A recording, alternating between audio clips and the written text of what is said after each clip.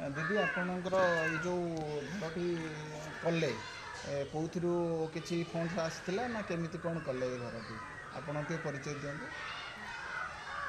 मु कुमुदिनी सामल बाईधर government UP school शासनगर प्रधान शिक्षयित्री आमर यहाँ मो स्कूल अभियान तरफ पूर्वतन आलुमिनी मैंने अनुदान 1,66,000 टंका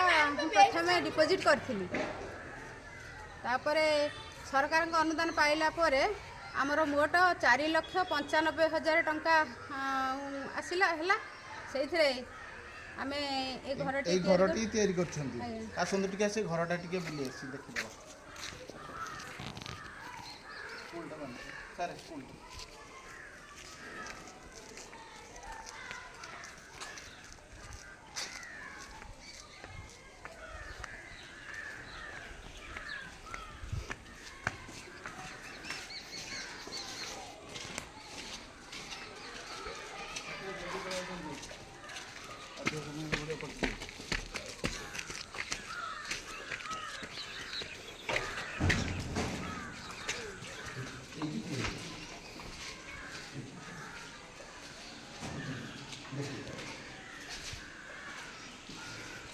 जाहो